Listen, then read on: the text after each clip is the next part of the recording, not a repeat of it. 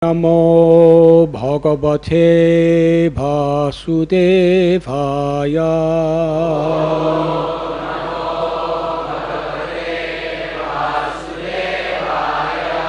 Om Namo Bhagavate Vasudevaya.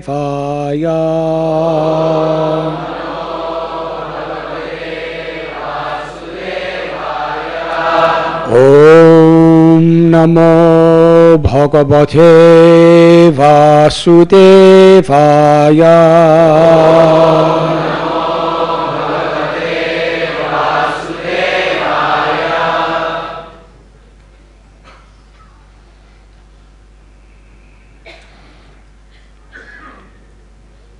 Niskincanah nanubhavana yatosti kinchid.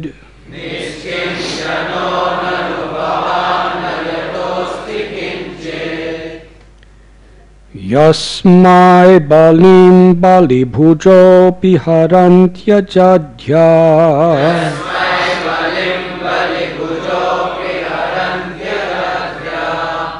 Natva vidantya sutripontikam adyatandha.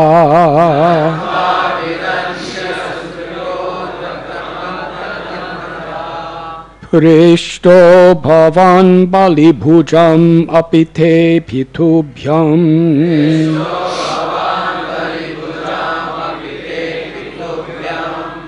Niskincanah nanubhavan yatosti kinchid.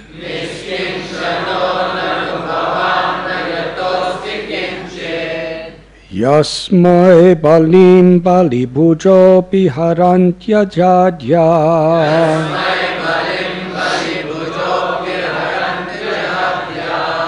Natva vidantya sutripontakam adyatandha.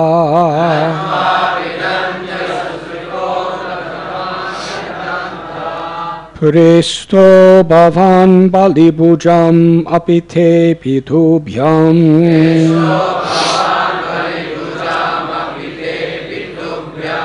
Niskincanah nanubhavan nayatosti kinchid.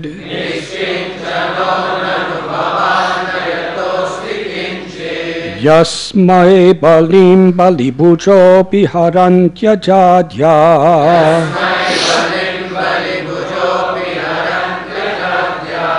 Natva vidantya sutripontakam adyatandha.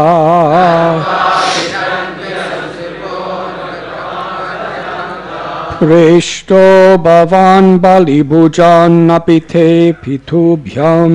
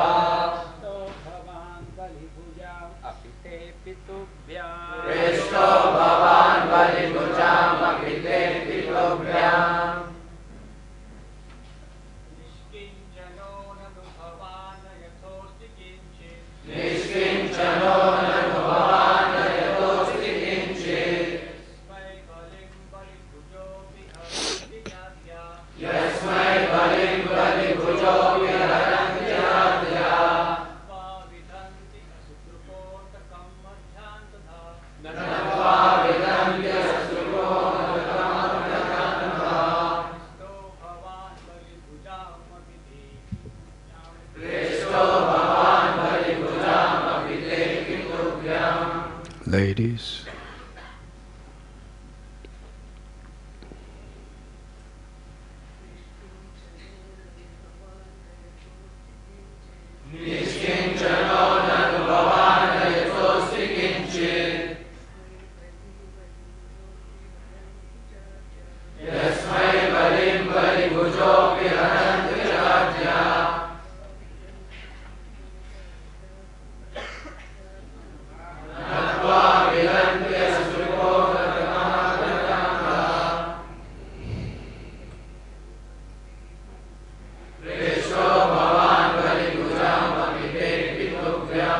Niskincanah,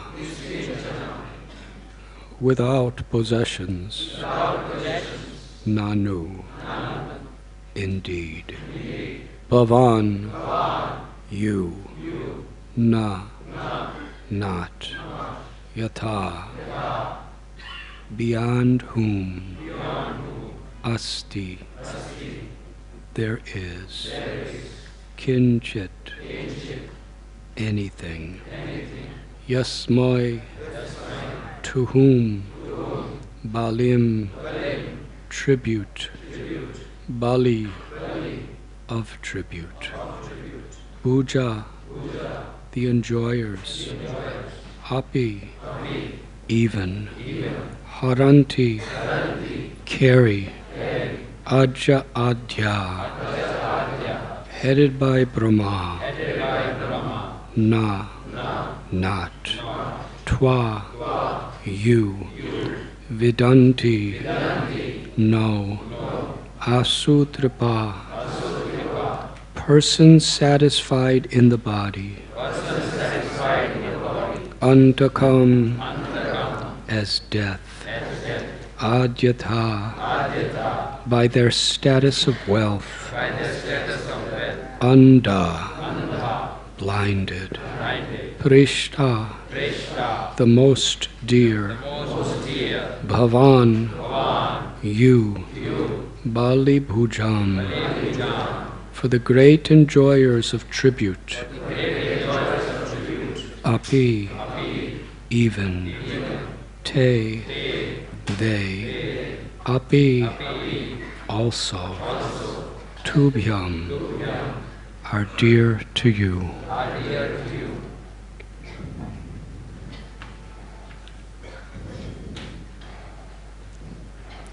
You possess nothing, because there is nothing beyond you.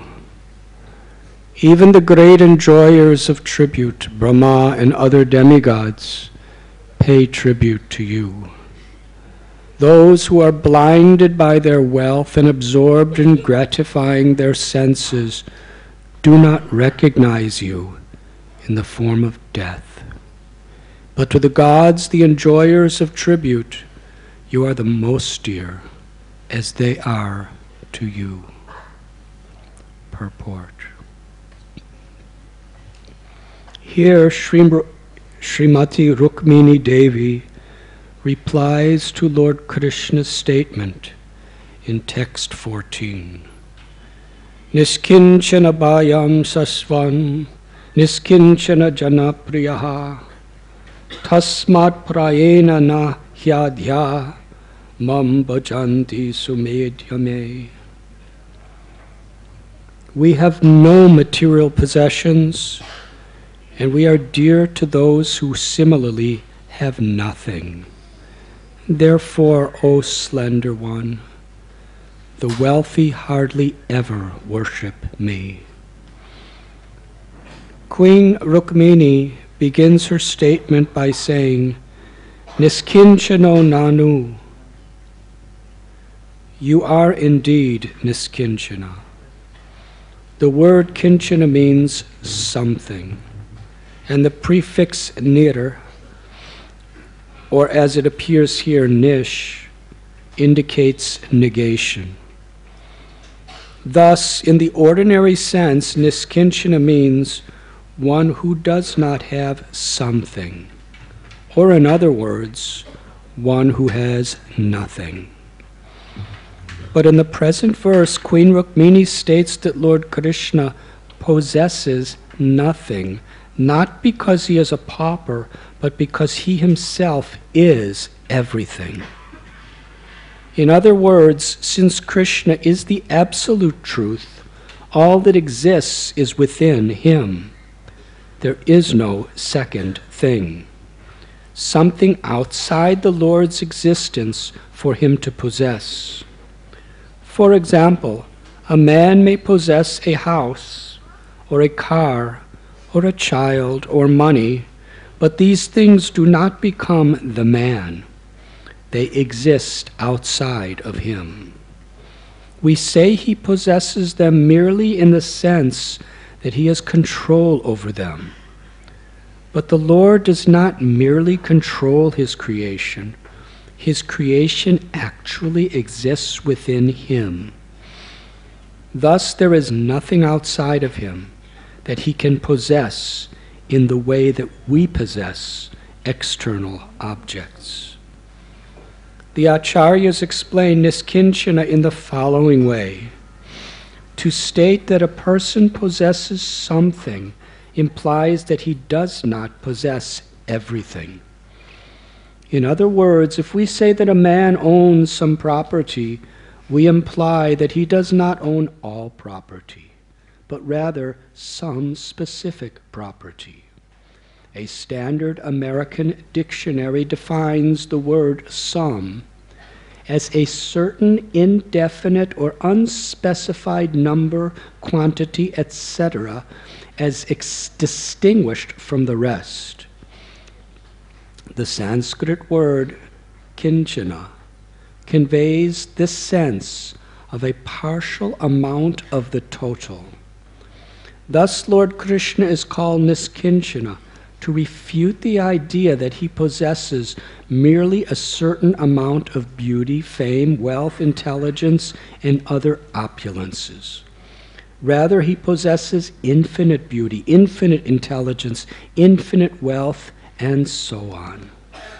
This is so because he is the absolute truth.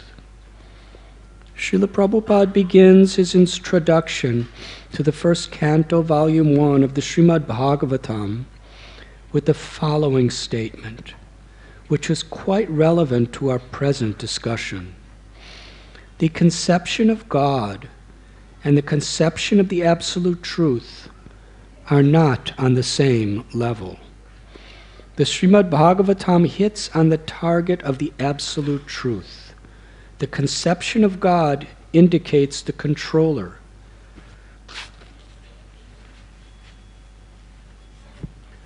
Whereas the conception of the absolute truth indicates the summum bonum, or the ultimate source of all energies. Here, Srila Prabhupada touches upon a fundamental philosophical point. God is commonly defined as the Supreme Being, and the dictionary defines supreme as highest in rank, power, authority, etc.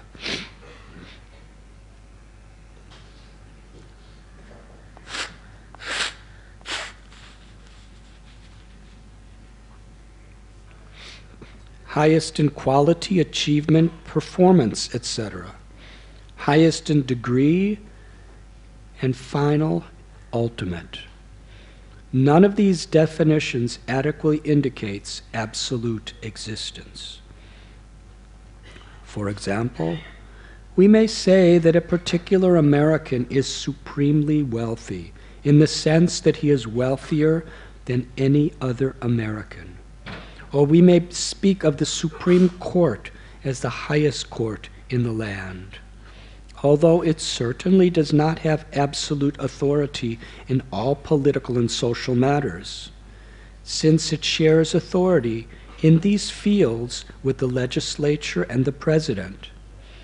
In other words, the word supreme indicates the best in a hierarchy, and thus the Supreme Being may merely be understood as the best or greatest of all beings, but not as the very source of all other beings, and indeed of everything that exists. Thus, Srila Prabhupada specifically points out the concept of the absolute truth, Krishna, is higher than the concept of a supreme being, and this point is essential to a clear understanding of Vaishnava philosophy. Lord Krishna is not merely a supreme being. He is the absolute being. And that is exactly the point his wife is making.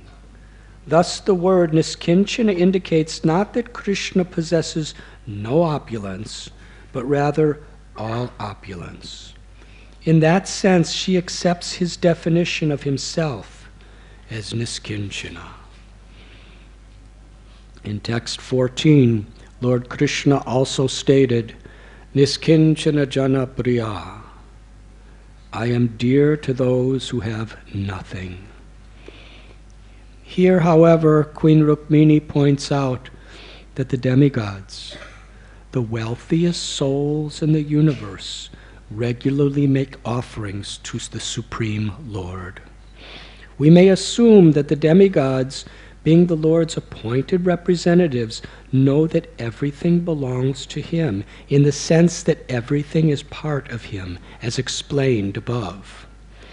Therefore, the statement, Niskincanah jana priya, is correct in the sense that since nothing exists except the Lord and his potencies, no matter how wealthy the Lord's worshippers appear to be, they are in fact offering him nothing but his own energy as a loving act.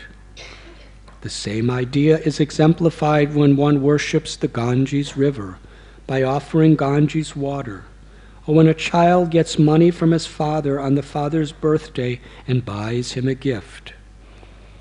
The father is paying for his own present, but what he is really interested in is his child's love. Similarly, the Supreme manifests the cosmos, and then the conditioned souls collect various items of the Lord's creation. Pious souls offer some of the best items from their collection back to the Lord as a sacrifice, and thus purify themselves. Since the whole cosmos and everything in it is simply the Lord's energy, we may say that those who worship the Lord possess nothing. In more conventional terms, people who are proud of their great wealth do not bow down to God. Queen Rukmini also mentions these fools.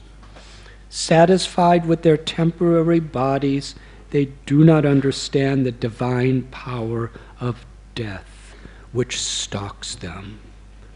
The demigods, however, are by far the wealthiest living beings, regularly offer sacrifice to the Supreme Lord, and thus the Lord is most dear to them, as stated here.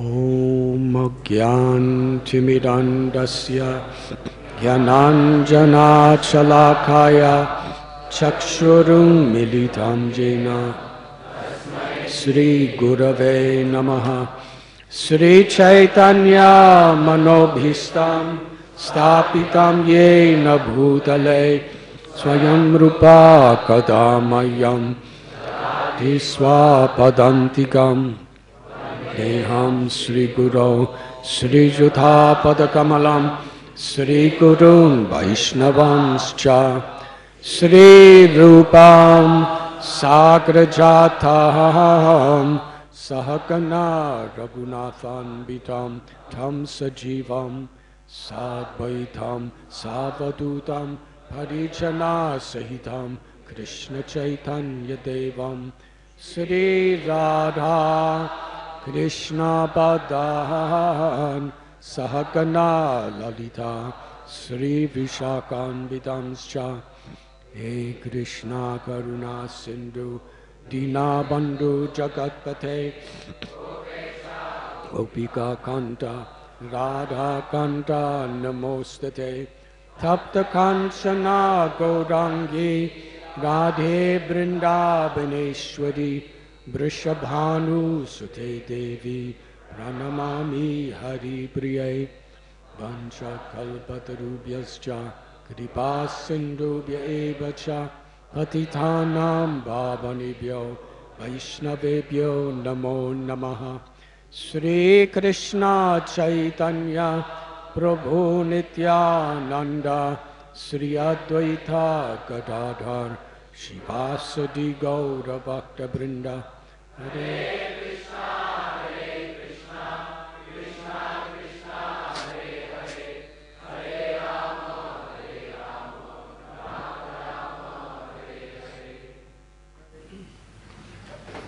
Hare Krishna. Today we are reading from Srimad Bhagavatam, Canto 10, Chapter 60, entitled Krishna Teases Rukmini, text 37.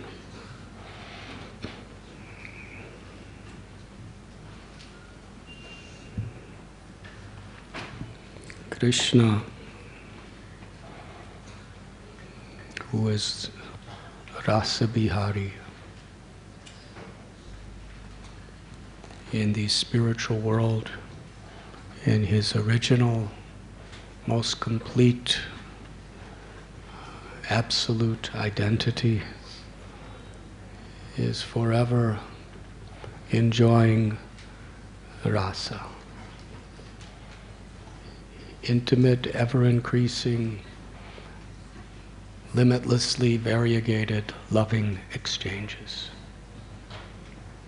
In the spiritual world, the whole purpose of existence is simply these loving exchanges. In this material world, for people who have, by our own free will, chosen to seek happiness outside of our constitutional nature as loving servants of the Lord. When we want to be the enjoyer, when we want to be the proprietor, there are limitless excuses, justifications, and facilities to exercise that free will. But they can never satisfy the self. Because Jivara Swarupoi Krishnara Nityadas. It's our nature to love Krishna and to serve Krishna.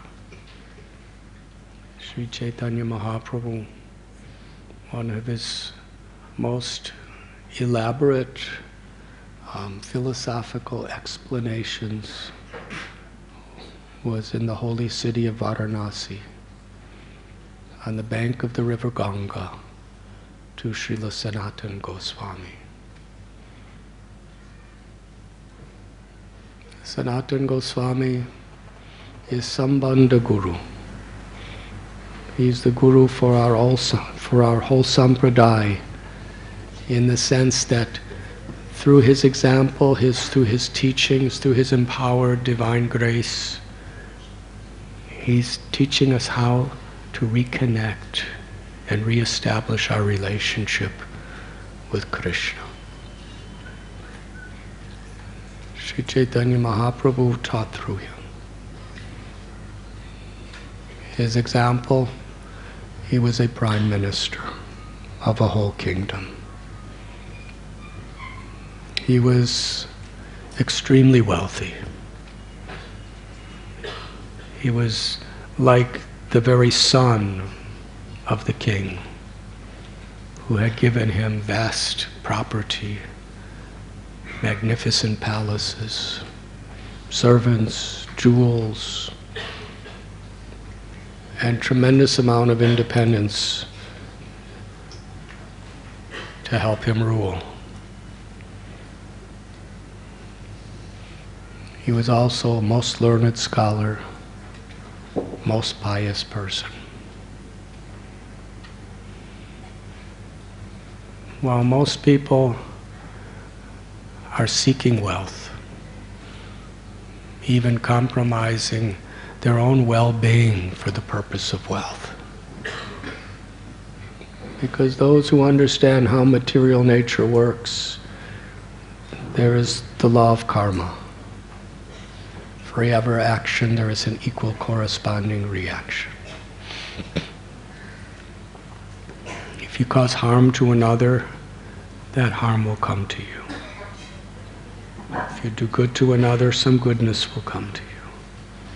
It is all temporary. But when we engage in an immoral activity for the purpose of happiness, a person who is quite ignorant of how the world works, they only see something very immediate.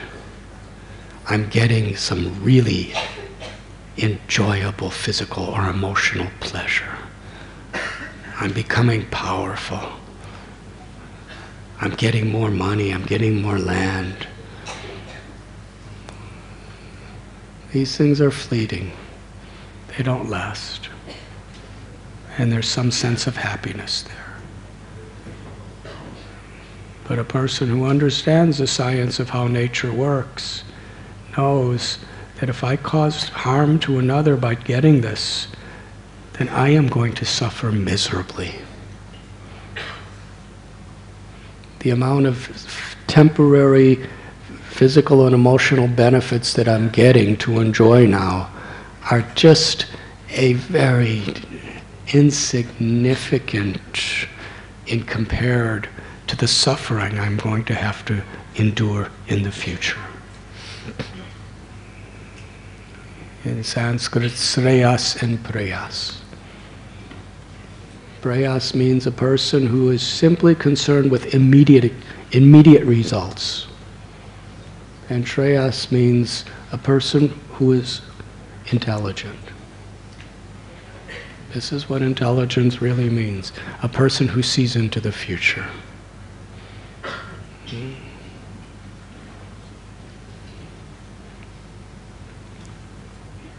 If you know something is poison, but it tastes really good,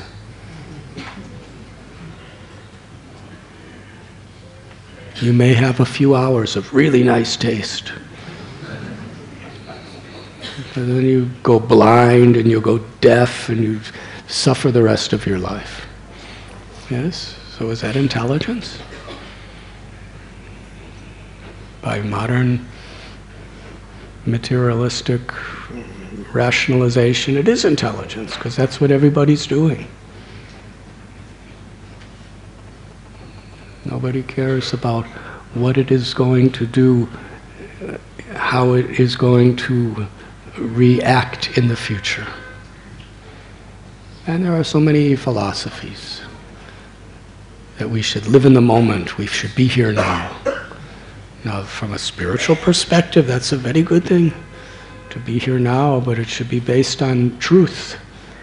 Not let me just enjoy, it doesn't matter what's going to happen in the future. But rather, every moment is a precious reality in which we could love Krishna, serve Krishna, and become Krishna conscious.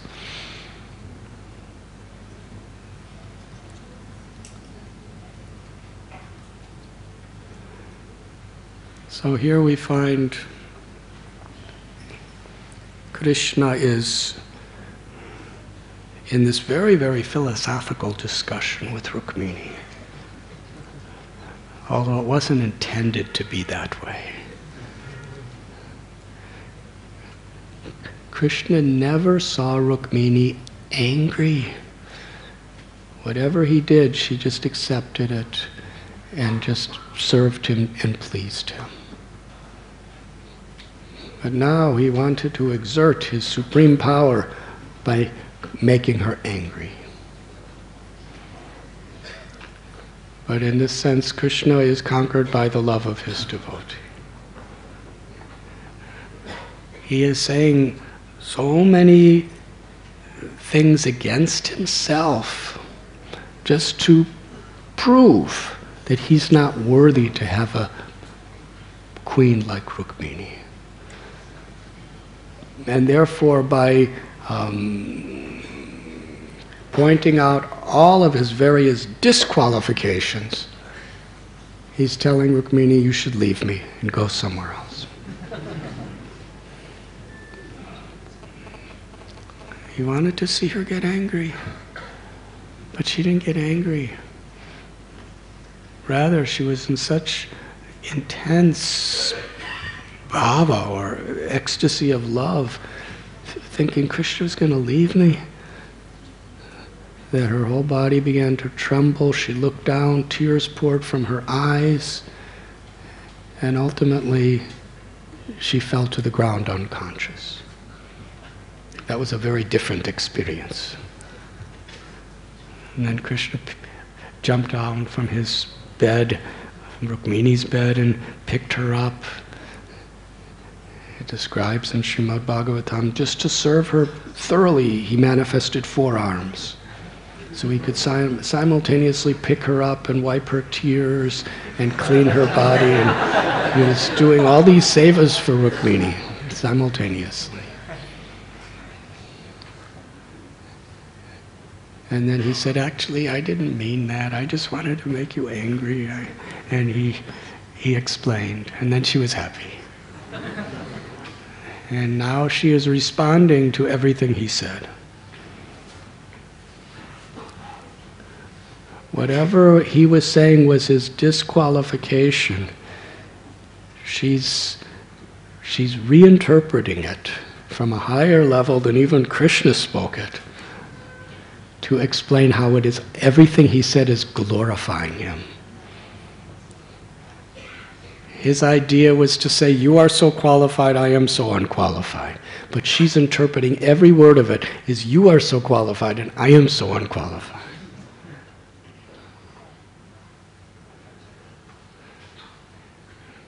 Janmadyasya yataha.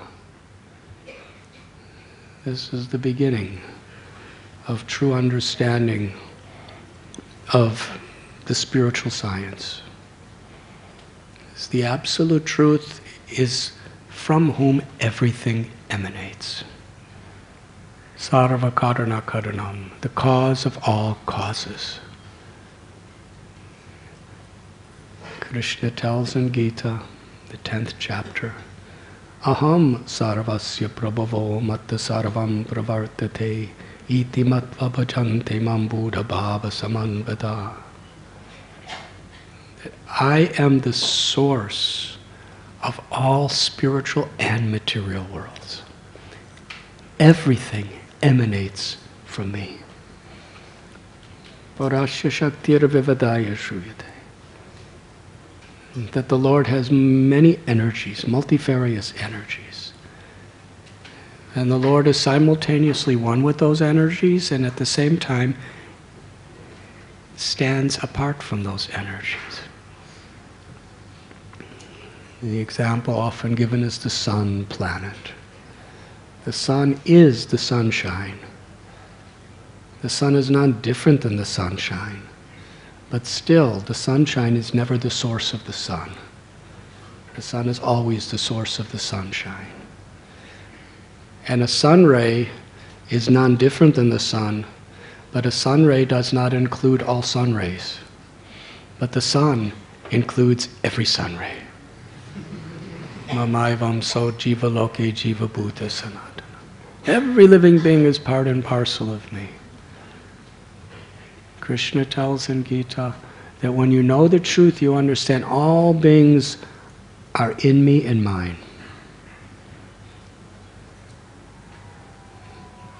So in this beautiful purport, it's describing how Krishna, nothing is apart from him because everything is within him.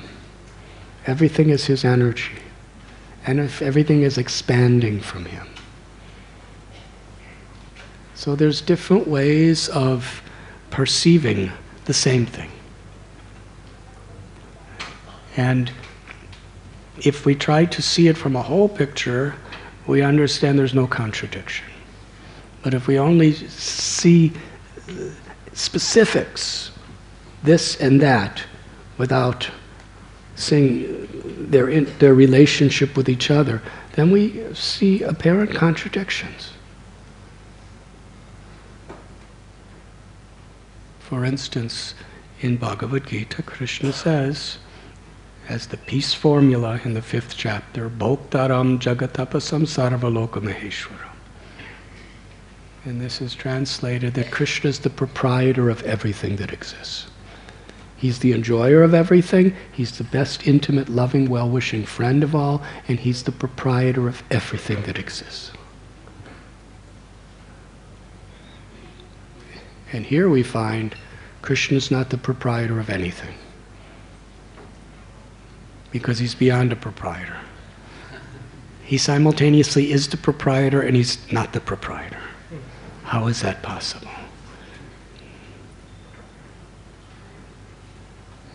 He's the proprietor because he is the ultimate controller of everything. But this is just in a way that we can understand and perceive. But the concept of achintya, inconceivable, we have to really broaden our spectrum of intelligence beyond human intelligence, which is impossible. But still we have to do it. And how is it possible? How is it possible to do what's impossible? You have to be humble.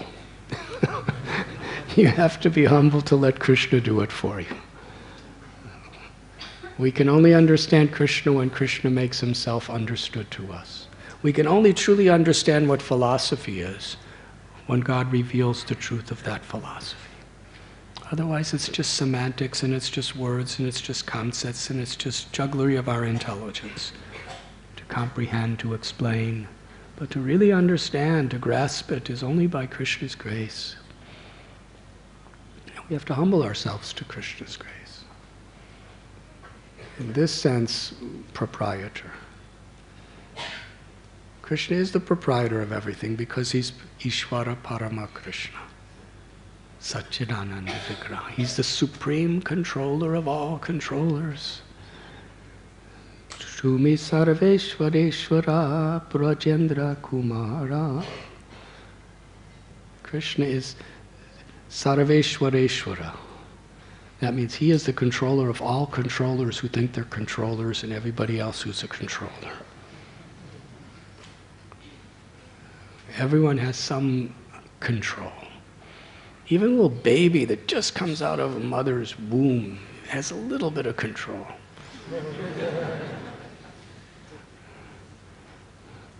And the mother has much more control.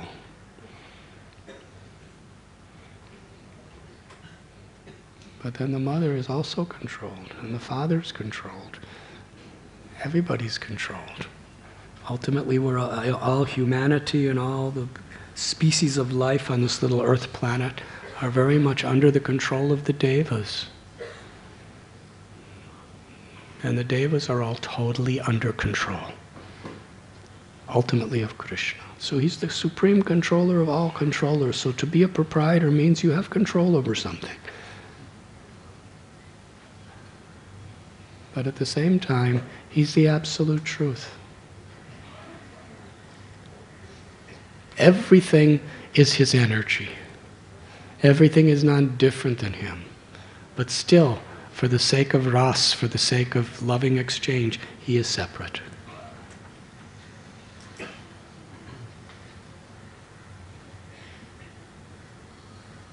So in this particular verse, she's beginning by saying that Krishna is Niskincanah. Krishna said, I'm Niskincanah, I have nothing.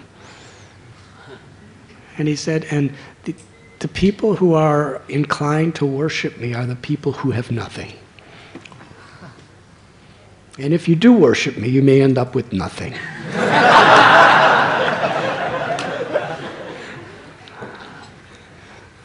No, if you were, someone was trying to arrange your marriage, and this is what your potential spouse were to say that actually I have nothing. And the only people who like me are people who have nothing. And if you marry me, you will have nothing. You have to be quite detached to marry such a person. Of course.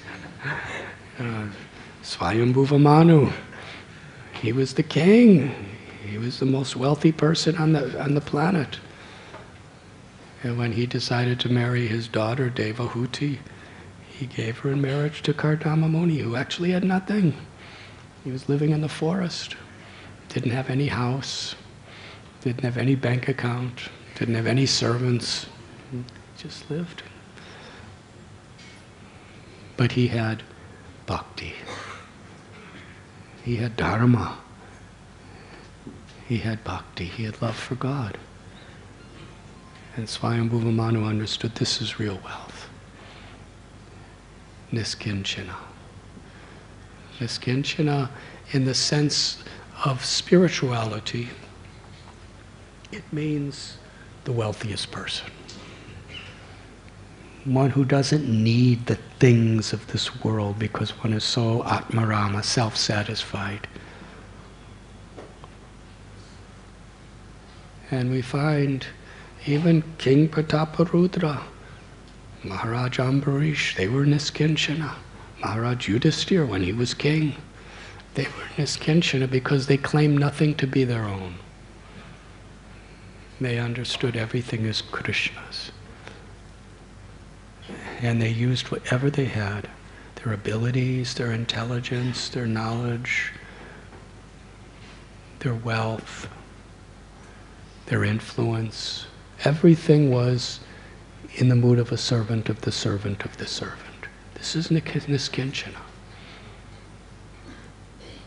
Sanatan Goswami, he gave up all the wealth and pleasures of the world to just go to Vrindavan.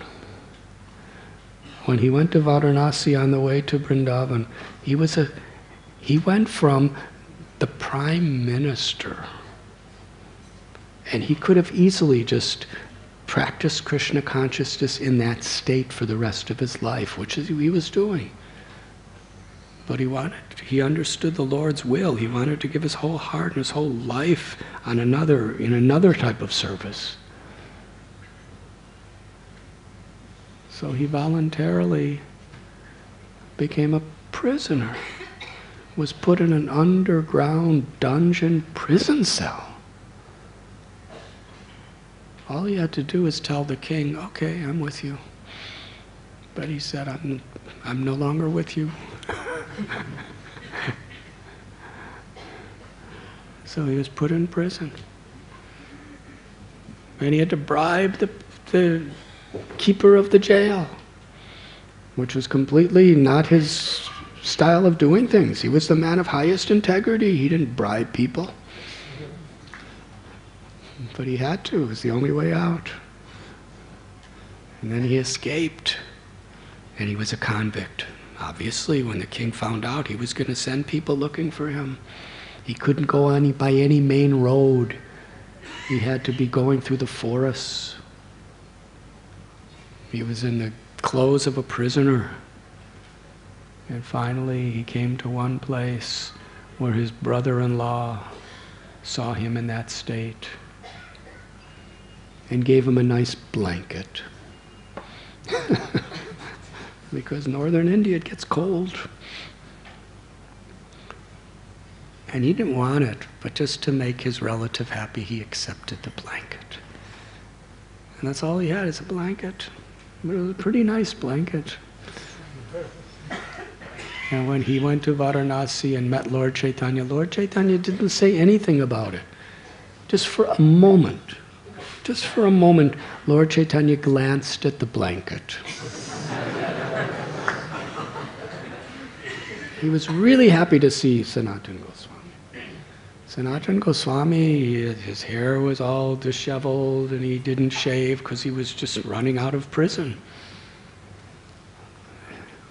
And he was in rags, he just had this little blanket on.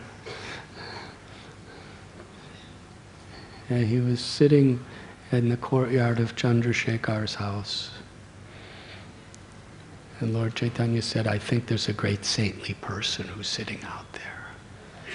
And Chandrasekhar saw him. He looked around, came back in and said, there's no saintly people out there. There's no Mahatmas out there. And Lord Chaitanya said, but there is. He said, no. And he went and looked again. He said, there isn't. There's no Mahatmas. He said, is anyone out there? He said, there's this one beggar. Lord Chaitanya said, that is him. And he came out and embraced Sanatan Goswami. He was praising Sanatan Goswami. He was glorifying Sanatan Goswami. He was so happy to see him. Embracing him. They were both in tears.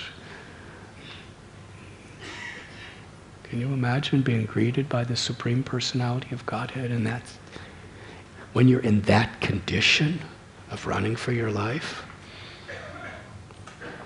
But in the midst of this incredible loving exchange, Lord Chaitanya's glance touched the blanket. And immediately Sanatan Goswami thought, he doesn't like my blanket. So Sanatan Goswami went to the Ghat on Ganga, and there's this very, very simple beggar. He's not like a Mahatma beggar. He's just a simple poor person, and he has a really old, torn up quilt, and he's washing it in the Ganga. And Sanatan Goswami says, I will give you this very, very nice blanket if you give me your old quilt. And the person thought he was being insulted. Nobody in creation does that.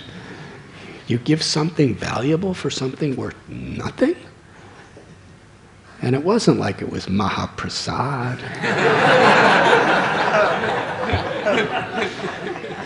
From spiritual perspective, Mahaprasad, I've seen, people, give,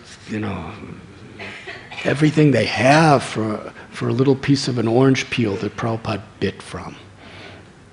So from material calculations, the orange peel is worth nothing. And they're giving so much for it. Because the value is it was connected to Prabhupada. It was Mahaprasad.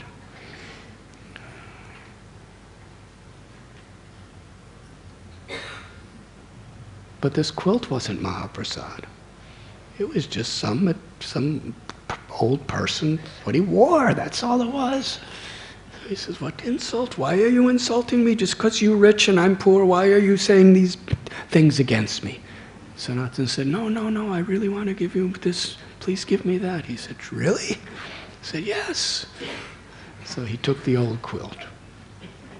And then he came back to Sri Chaitanya Mahaprabhu wearing the old quilt. And Lord Chaitanya said, where is that nice blanket you had? And Sanatan Goswami explained. And Lord Chaitanya said, this is very good. Now, the last tinge of material attractions that you have is gone. And Sanatan Goswami presented himself in such a humble way. Really as Niskincanah. Because opulences, there are 6 opulences. Wealth is one of them. Beauty, knowledge, strength, fame, and also detachment is an opulence. People are attracted to renunciation. Certain people. So Sanatan Goswami was a scholar. He was just a few days before a billionaire, and he gave it up on his own.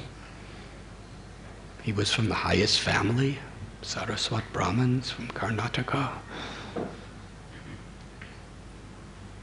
He had such fame. He had everything. But he presented himself to Lord Chaitanya that I'm a fool. I don't know anything. People say I'm scholarly because I know so much scriptures and everything like that.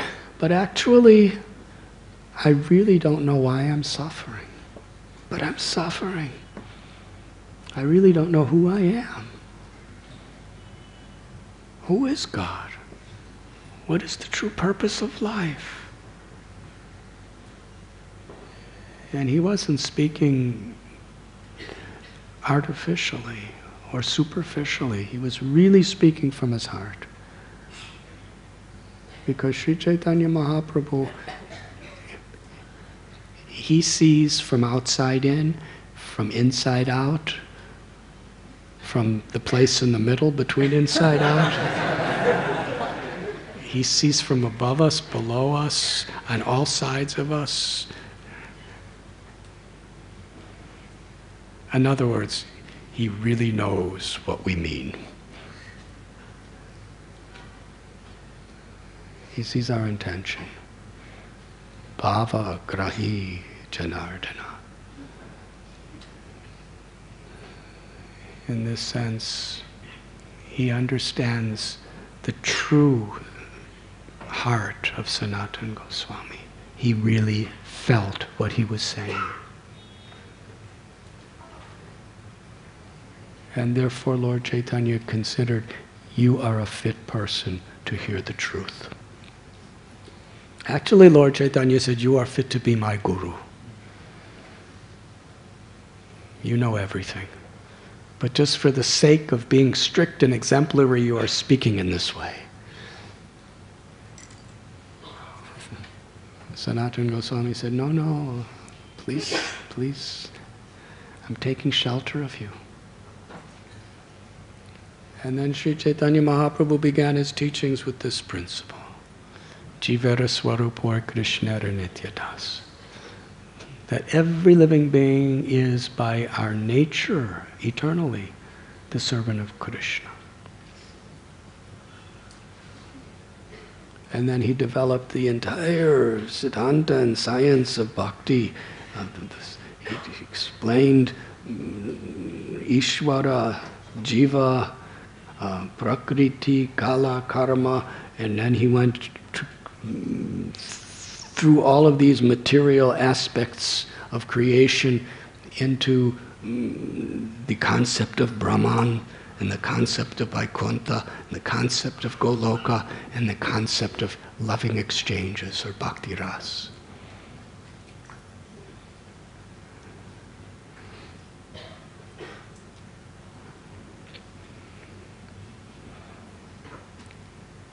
So when Krishna says, I'm Niskincanah, I don't have anything, why do you want me? Rukmini is telling Krishna, what you said is very true. And this is a concept which is very fundamental to the difference between the understanding of the Vaishnava school and the impersonal schools. Because the concept of nirguna is there in the scriptures.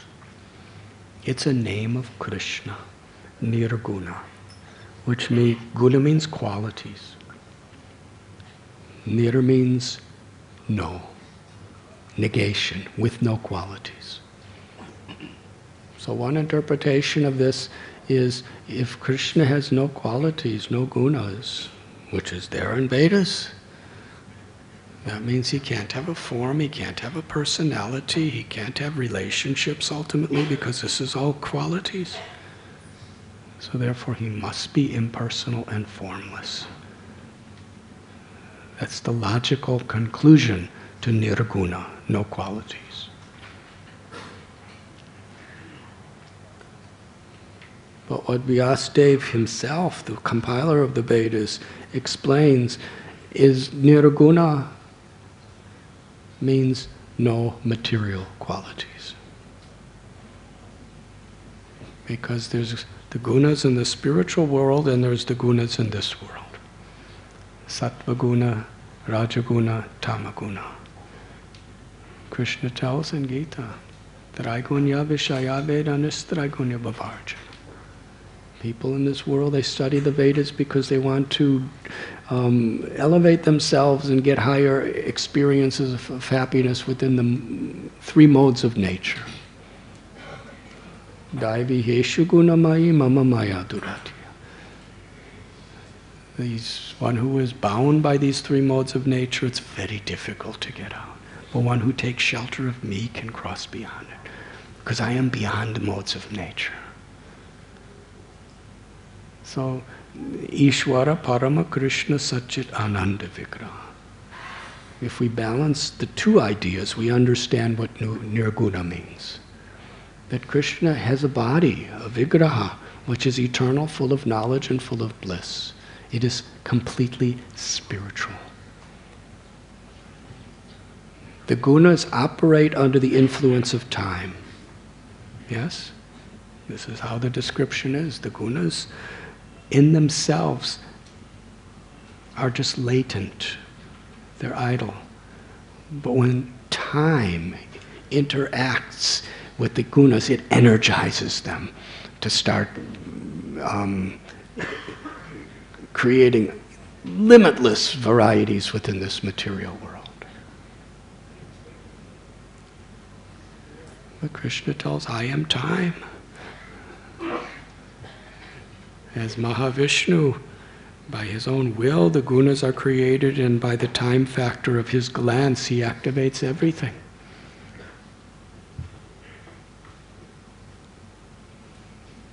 So in this sense, Krishna's form is beyond the gunas. It's not material. It's not subjected to birth, old age, disease, death. Everything within material creation, under the influence of the three modes, is limited and temporary. But Krishna is unlimited and eternal. His form, his qualities, his personality. So therefore it's the most obvious thing to a devotee that nirguna means no material qualities. Janma karma cha me divyam. Krishna says, my birth and appearance in this world is divyam. It is transcendental to all material conceptions.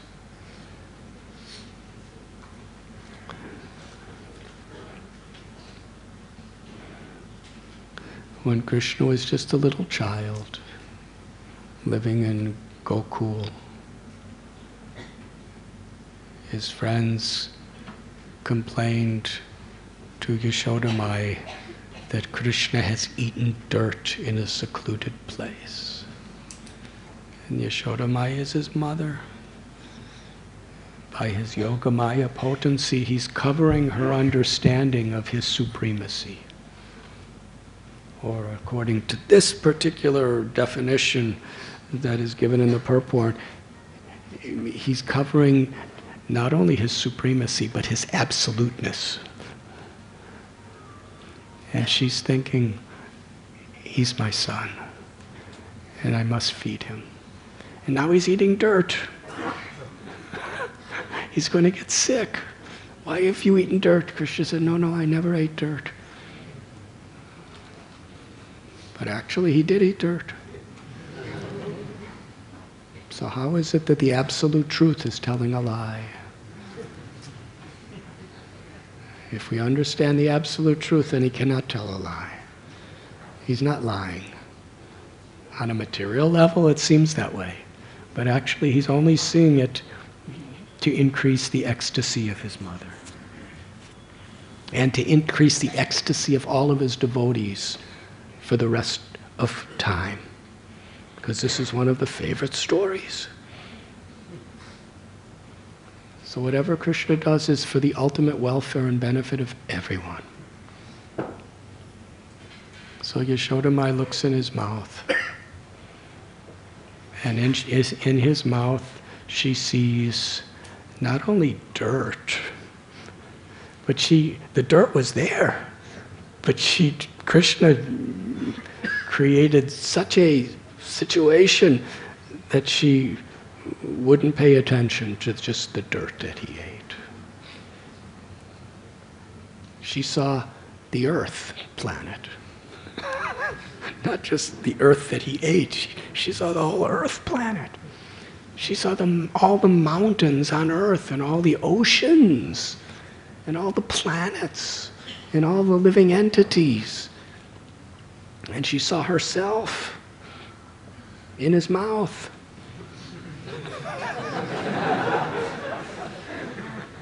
And that was actually her. It wasn't like some mirror reflection of her. This is quite inconceivable. She's outside of his mouth, looking in his little mouth. It's only this big. She's seeing the universal creation in the size of a mouth this big. She's seeing herself and the cows and everything. And because she's in motherly love, she's thinking, what is this I'm seeing? Am I sick? No, I'm quite well. Am I dreaming? And no, I'm awake. Am I having some mental disorder? No, I'm quite, my mind is very nice. Maybe Garga Muni, what he said is true, that my son is God, is Narayan. She said, no, how is that possible? Narayan's the supreme controller of all controllers. And when there's lightning that comes in the sky, Krishna cries and runs to me and cries, give me protection. And until I embrace him, he's very much afraid. And he steals. God steals from Gopi's house butter and yogurt and all of these things. This is not Narayan. And when I chastise him, he becomes very afraid. And if I don't feed him, he cries for food. Let Garga Muni say whatever he wants. But Krishna knows who he is, and I know who he is, and we know what our relationship is, and we don't care what anybody else says. So she's thinking all these things while she's seeing the universe within his mouth. And this is her love. So she saw it. Nothing's inside, everything is inside of Krishna. Nothing is outside of Krishna. The whole existence. But still, as soon as she closed her mouth, she was thinking, if I don't feed Krishna, he'll be hungry. And she gave Krishna her milk. This is really incredible philosophy. She just saw herself, the creation, all the cows, everything inside of Krishna.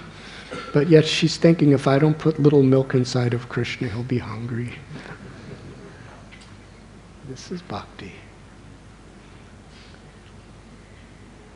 And the example given here that Srila Prabhupada often gave, if you take water from Ganga and offer it to Ganga, you shouldn't be proud, thinking, Ganga, just see how generous I am.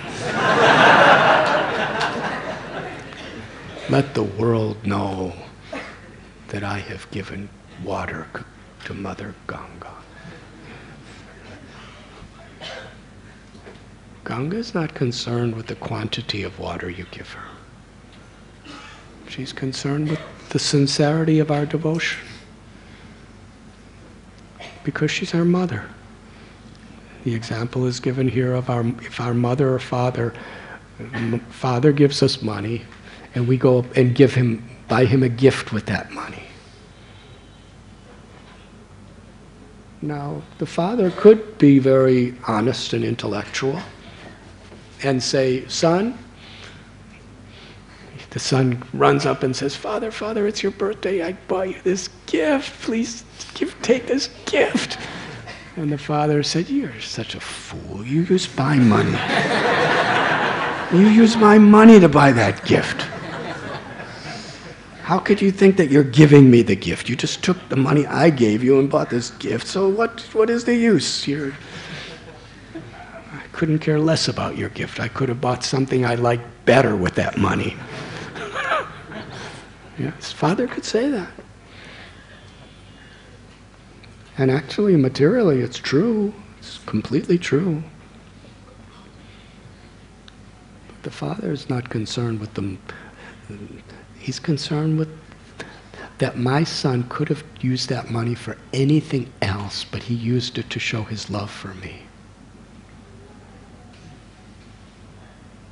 And even if it's something that the Father, if anybody else would have given it to him, he would have probably just given it away or thrown it away, because this is a useless thing. What do I need this for?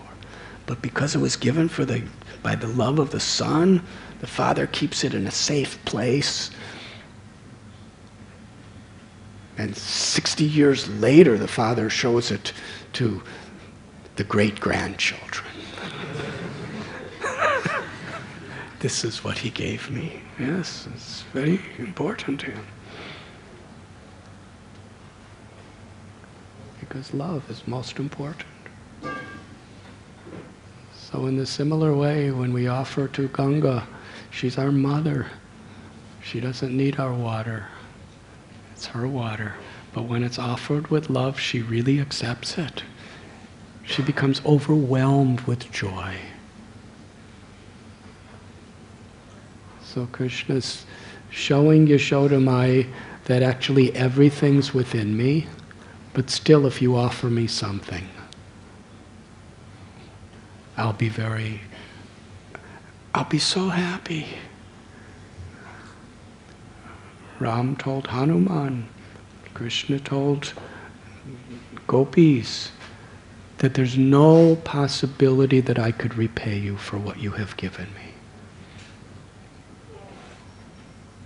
He told gopis, in the lifetime of Brahma, I can never repay you for what you've given me. That is the power of devotion. So here is Rukmini. She's fanning Krishna with chamara. But in Bhagavad Gita, Krishna tells that these 8 material elements, earth, water, fire, air, ether, mind, intelligence, ego, they are all my separated external material energy. They're Krishna's energy. They're coming from Krishna. They're within Krishna. Air is wind. So she's just, all the wind in the entire, all the air in the entire existence is coming from Krishna. It's within Krishna.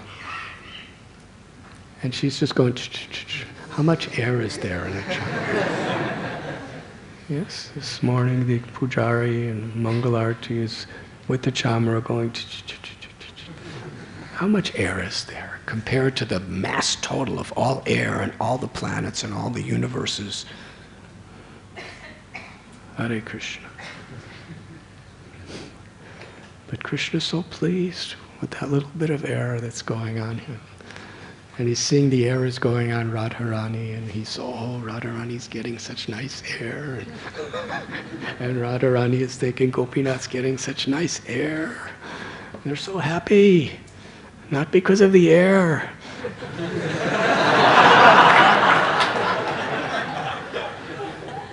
But because it's an exchange of devotion. So Rukmini is the supreme goddess of fortune. So simple. Rukmini, what can she give Krishna? Lakshmi is an expansion of Rukmini. But yet she's just fanning him, little air. And actually the maidservant was fanning her first, because anyone could go like that. We see so many of our little children, they have their little chamaras, and they run up to Prabhupada and go like this, and they run up to the deities and go like this. So any little child. Fanning is a simple thing. You don't need a PhD. You don't need a Bhakti Shastri or Bhakti Vaibhav certificate.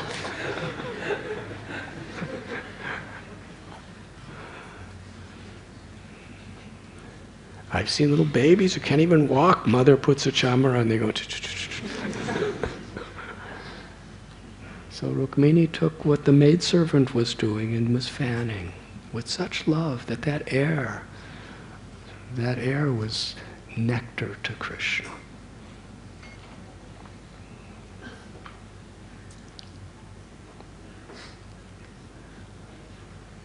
in this beautiful verse today. She is where Krishna is speaking from the perspective of material evaluation. He's analyzing himself. And he's showing so many disqualifications. And Rukmini Devi is taking it from the absolute, pure spiritual consideration and using the same words to glorify him. Niskincanah. Kunti Devi, when she was the mother queen, after the battle of Kurukshetra, Yudhisthira Maharaj was coronated as the emperor of the world, and Bhima Arjuna and Nakula Sahadev, they were all in the highest position of influence and power and wealth, and she's their mother. After so many years of living in trauma and tragedy and loss, even at one time her and her sons were hiding together at Ekachakra after the Kurus, headed by Duryodhana and Shakuni, and they tried to burn Kunti and her children alive. A house of lack. They were hiding. They actually had nothing materially. And now she's the queen mother. They have everything. And she's offering her prayers to Krishna. And she's telling Krishna, Janmaishvarya Shruta Shubhir, you are the property of those who have nothing. Akinchana Gocharam. Because people who have a lot of wealth and a lot of beauty and a lot of fame, a lot of strength, high birth, very good education and knowledge, they become proud. They can't take shelter of you. They can't cry out your holy name. Even if they become religious, it's so superficial and external. You are the property of those who deeply understand that they have nothing, that they are absolutely, completely dependent on you. And this is the theme of so many of the stories Shukadeva Goswami narrates to Parikshit Maharaj in the Srimad Bhagavatam. Gajendra was the king of the forest. He was such a powerful elephant. Even the lions and the tigers and everyone did their pranams to him. He was so powerful, and he had such beautiful wives by elephant calculation.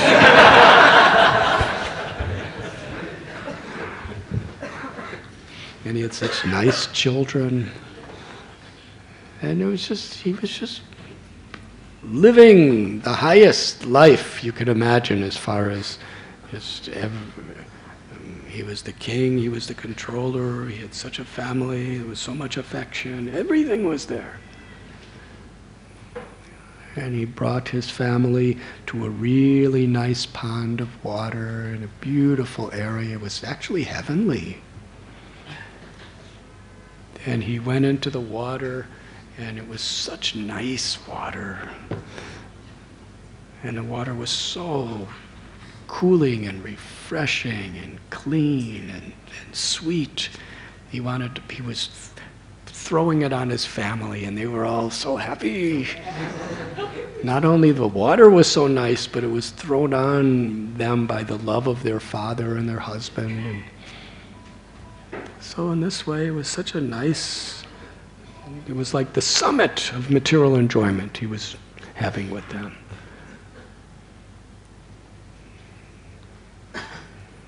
But the problem with the water is you can't see what's under the water. So similarly, within this world, whoever we are, whatever we have, even in the summit of everything that we always wanted, we're in the midst of enjoying that. We don't know what's under the water. Suddenly, something grabs onto his leg. Really painful. It's a crocodile. And Gajendra is fighting with the crocodile, fighting with all of his might.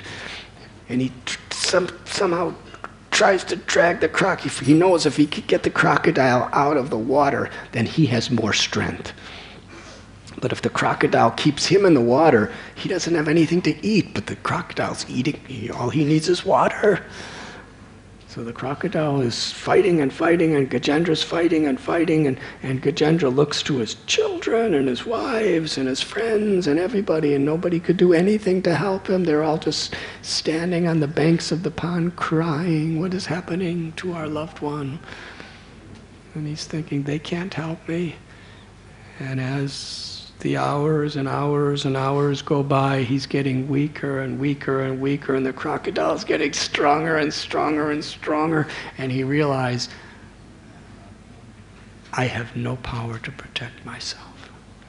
And there is no one in this world that can help me in my condition. This crocodile represents every type of challenge that we have in our life. Some people are bit by the crocodile of some disease. No matter what they have, the crocodile just doesn't let them go. It's killing them. Sometimes it's just a mental condition where somebody says something or somebody does something or something happens, and it's just like a crocodile biting us in our subtle body, and we just can't get rid of that crocodile, and it's just dragging us down. Yes? How many of you have crocodiles in your life?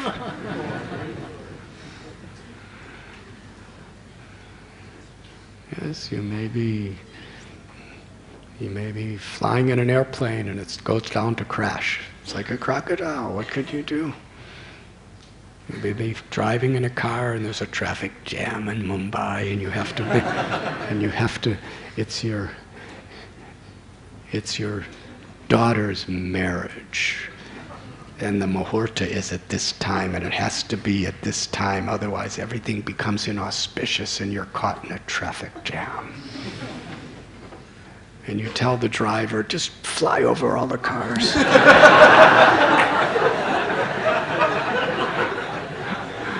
And the driver says, I don't know how to do that, you know. So what can you do? You're helpless. You're in a crocodile of a situation that's beyond your control. There's so many things like this. Adhyatmaka, adhidaivaka, adhibautika. Miseries caused by our own mind and body, miseries caused by other beings, especially humans. Or mosquitoes, or other beings, or miseries caused by natural disturbances. It's all like crocodiles. And so many times, some things we can actually resolve by our own intelligence or our own influence or our own powers, but other things are beyond. So the crocodile was dragging Gajendra down. And at a certain point he realized, there's nothing myself or anyone can do to save me. And it was then that he remembered his previous life of being a great devotee and the prayers he learned. As long as he was absorbed in material ways of life, and he was quite successful doing it, those those spiritual assets he had just remained so much in the background. But now it was all he had left. He was Niskincanah. He realized, I have nothing.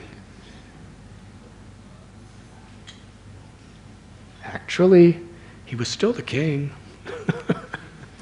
He still had his wives and his children all around him. He still had everything he used to have. But by the grace of the crocodile, he realized that actually none of it's really mine. And it all could be taken away from me in a moment. So he was Niskincanah.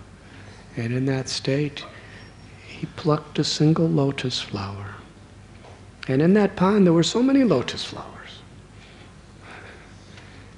And he offered it to Lord Narayan and offered beautiful prayers. And in his prayers, Krishna, I'm yours. I give my heart, my body, my mind, my words, my life, everything I offer to you. Take shelter of you. If you want to kill me, if you want to protect me, doesn't matter anymore. I'm yours. Sharanagati. That was his surrender. But you cannot actually surrender unless you're Niskincanah. Unless you realize that everything ultimately belongs to the Lord. I'm yours. And Lord Vishnu came down on Garuda. And within a moment, he cut off the crocodile's mouth. Yes? A crocodile without a mouth doesn't have much influence on anyone. Because that's where their strength is. It's in their teeth and their mouth, and all of a sudden his mouth gets cut off. And then Lord Vishnu restores the crocodile to a demigod, and then he tells Gajendra, you come with me back to Godhead. And he took Gajendra back to Godhead. Hare Krishna. Ultimate liberation at that moment because of this surrender. Krishna, I'm yours. So from the perspective of the bhakti philosophy, Vaishnavism, the surrender is Krishna, I'm yours. And then Krishna reciprocates and gives us the understanding that Krishna, you're mine. This is revealed in the story of Ambarish Maharaj. He was also a great king. He had palaces, he had armies, he had family, he had wealth. He performed this fast in Madhuban for 1 year. He did the Ekadasi and Dwadasi fast for 1 full year. And the culmination is 3 days of no food and no water.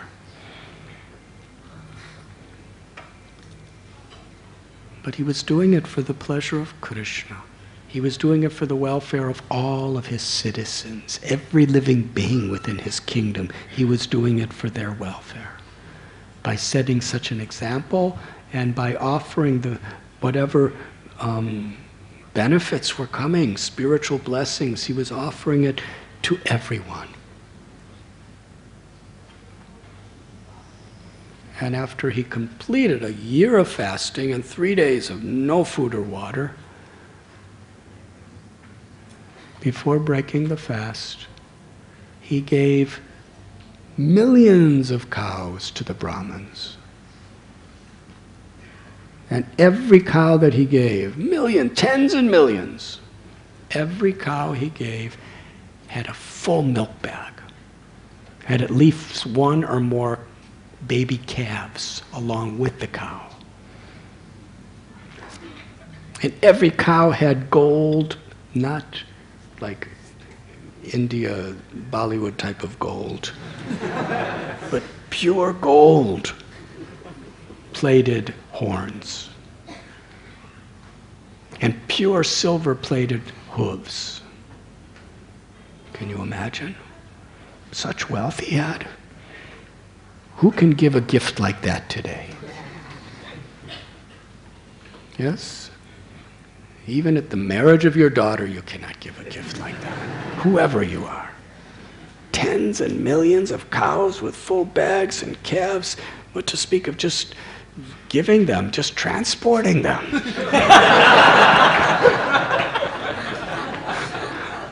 And he gave them all away with gold. One cow, the amount of gold and silver on one cow is more than what most people's entire bank balance is. And he's giving them all away. And that was just the beginning of his gifts. And he was giving more and more and more and more. Then he was feeding everyone, big nice feasts. Then he was about to eat himself, to break his fast. And just at that moment, Durvasa Muni appeared on the scene. Durvasa Muni, by all material calculation, really is Niskincanah. You never hear about Durvasa Muni sleeping in a nice bed in some house. He slept in caves. He slept in forests, on riverbanks, under trees.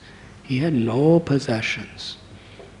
He just wore the simplest clothes of a mystic yogi. Never combed his hair. He had matted hairs. He's really, among yogis, he's really a renounced sage. Just traveling around, meditating. So he appears, and Ambarish jumps up to receive him and offers him such nice sitting place and washes his feet and offers him prayers and says, "Please eat. I have such a nice feast for you." And Durvasa Muni said, "Yes, I will eat, but first I must take my bath in Yamuna," because he was a very strict Brahmin.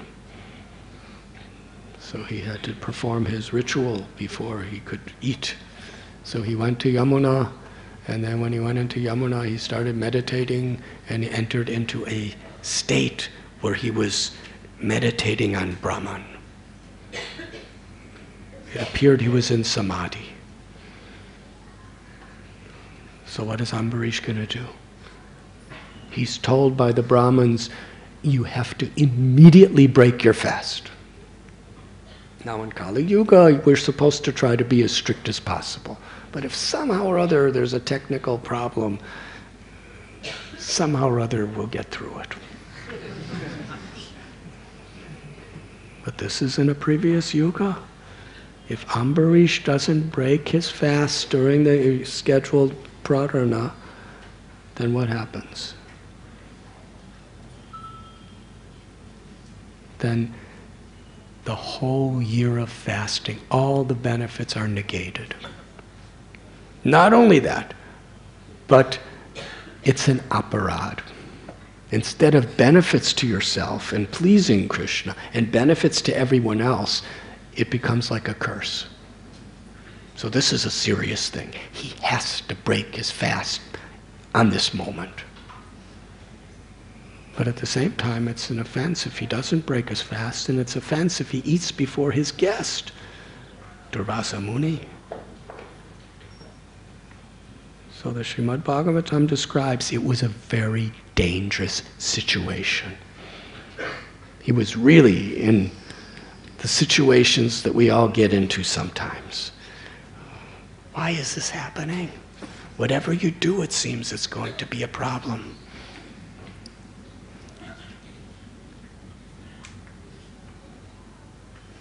So he asks the Brahmins. This is the way that you usually get out of such things. You put the responsibility on others.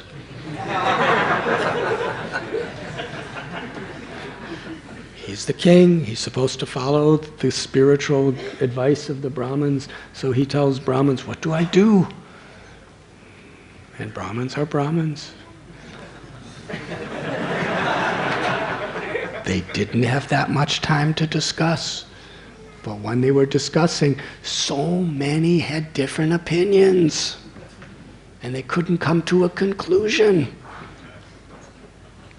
So now Ambarish, the Brahmins have so many different opinions, they can't come to a conclusion. I don't know how much they were arguing with each other, but you should do this. No, you should do this. No, you should do this. But according to this Shastra, you should do this. According to that Shastra, you should do this. According to my Shastra, you do this.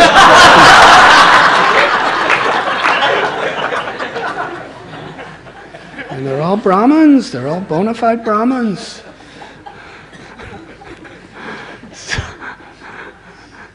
So Ambarish had to make up his own decision because the Brahmins weren't helping him.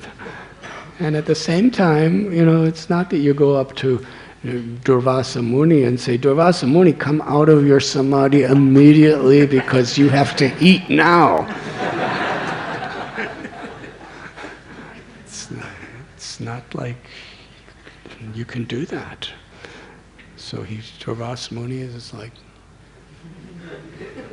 in the water. And he could have been there for many days. They don't know. So it's really a difficult situation.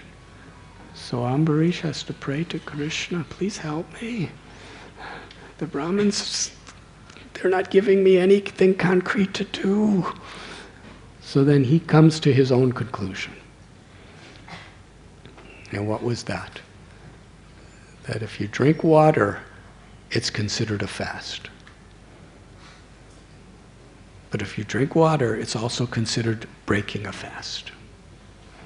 Drinking water is considered not eating. Drinking water is considered eating. And in this regard, in the purport to this verses, Srila Prabhupada quotes that some political leaders of India were doing fasting. What is the word?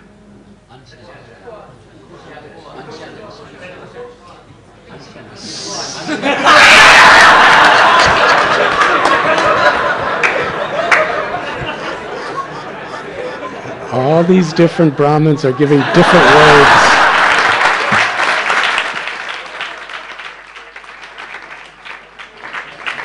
Radhe Shyam Prabhu, a great Brahmin, is giving one word. Krishnananda Prabhu, a great Brahmin, is giving another word. They're all citing scriptures with different words. So that's the way it is.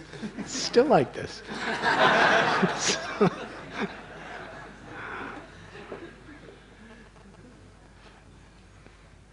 So Prabhupada said that they would only drink water, and this was considering fasting. So Ambarish came with his conclusion and presented it to all the Brahmins. That if I drink a little water, I'm breaking the fast, but if I drink a little water, I'm not breaking the fast. So should I drink a little water? And they said, yes, very good, very good. Drink water. So he just drank a tiny bit of water.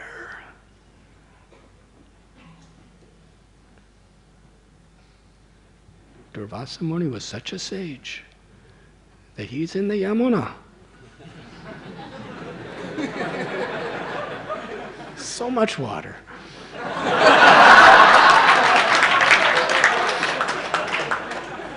And in those days it was even the most materialistic person wanted to drink water from the Yamuna because it was very clean, very pure at Madhuban. And he's immediately, he recognizes through his mystical sensitivity, Ambarish drank water. He was so angry. His eyes were red like coals. His body was trembling with anger. And he insulted Ambarish the worst ways. For a Vaishnava, what he was saying to Ambarish was just opposite everything he was trying to be. He said to Ambarish, you are a cruel. A Vaishnava wants to be compassionate. He's saying, you're cruel. He's saying you are a hypocrite. Your so-called devotion to Vishnu is simply bogus. You have no true devotion. You're just cheating everyone with your hypocrisy. And therefore I must destroy you. Now he was so angry, he pulled a bunch of hair from his head. You have to really be angry to do that.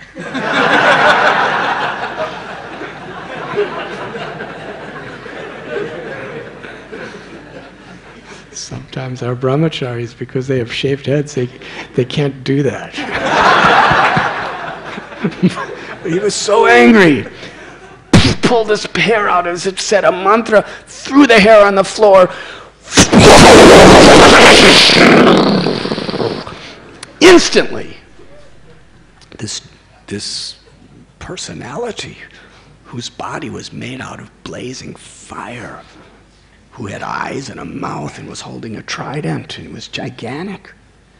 He looked like devastation himself. Now Durvasa Muni was born in Chitrakoot.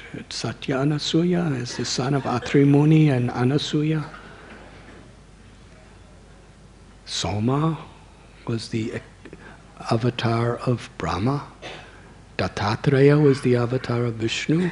And the avatar of Shiva was Durvasa. So he's the real thing. He really, if he wants to destroy, he's the destroyer. And with all of his potency, he created this monster of fire to destroy Ambarish. And this fiery monster roared. Can you imagine the sound of that roar? Fire roaring. And he's only inches away from Ambarish. And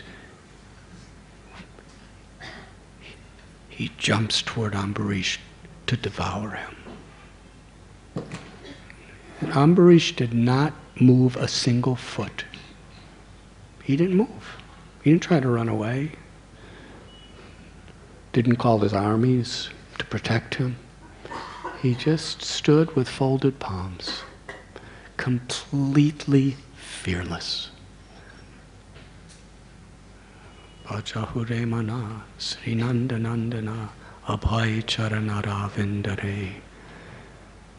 We pray to our mind, please worship Krishna. Because when you really absorb your mind, yourself, my mind, in worshiping Krishna, you become fearless. Because you've taken shelter of him. Srinandanandana.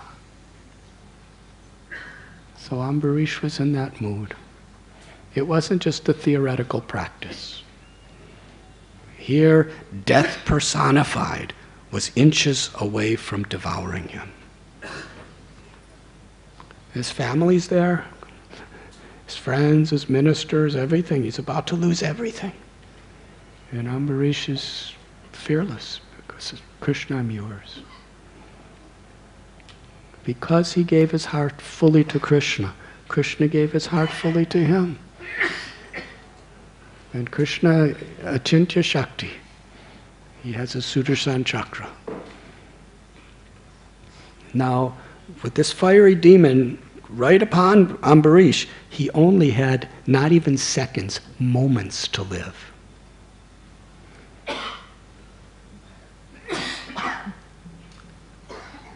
Narayan is in Vaikuntha. It's a long way. So to send Sudarshan chakra, he only had a moment. But for Vishnu, everything is possible. If Krishna wants to protect his devotee, doesn't matter what the situation is. Within that one moment, the Sudarshan chakra, where did it come from? Vaikuntha? Where did just came right down and destroyed, liberated that personality created by Durvasa. Just immediately, the fire was extinguished. The person was gone. And then the Sudarshan Chakra redirected himself to Durvasa Muni. Now, who is Niskincanah? Ambarish is living in a beautiful palace. He has wives. And he has children. That means he's having sex. Yes? He's having children. He's having so many duties. He's wearing nice clothes when he's in his palace. And Durvasa Muni is just wearing some tree bark or whatever, and he doesn't have any. He's completely celibate, sadhu. Who's Niskincanah? When the fiery personification of devastation was about to devour Ambarish, he was fearless. He didn't move, just chanted God's name and gave his heart to Krishna with a prayer. When Sudarshan Chakra came toward Durvasa Muni, as fast as he could, he ran away. Desperately fearful, really fearful. He was running. And Krishna's so expert. Whether he was running slow or fast, whether he was going 2 kilometers an hour or 10 million kilometers an hour, Sudarshan was always the same distance, inches behind him.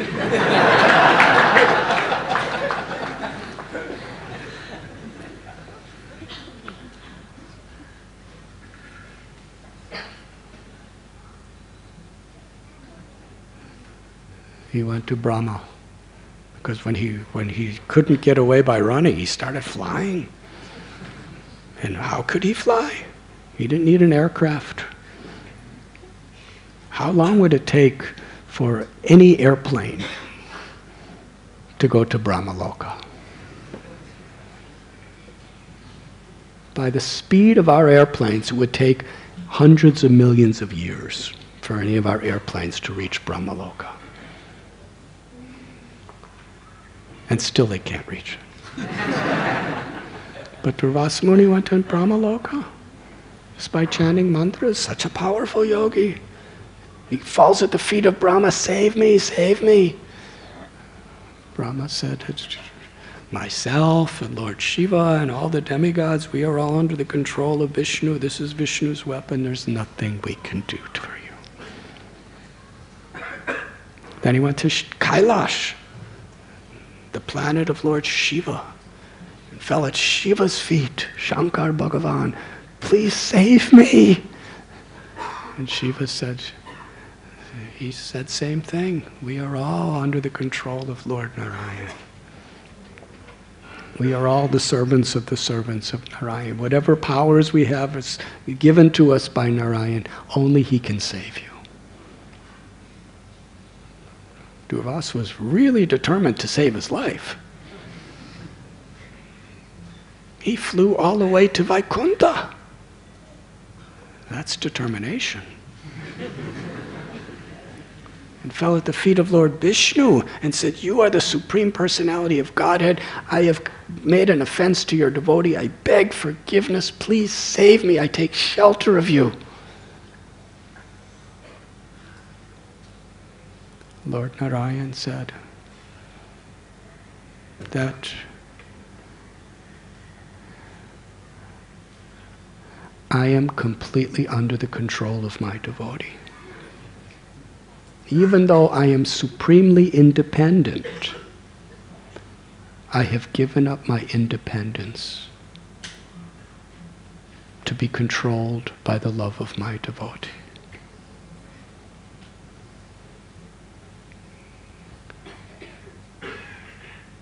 The devotee is so absorbed in loving service to me that the devotee always keeps me through his remembrance or her remembrance in the very, very core of his heart.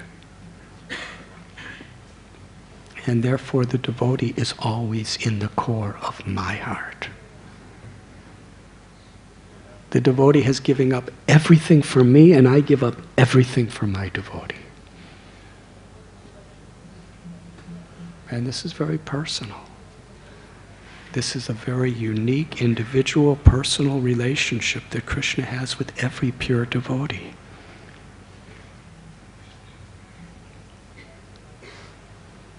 Durvasa Muni, you are asking me to be, you are asking me to help you. But I've given up my own free will. I'm living in the heart of Ambarish Maharaj.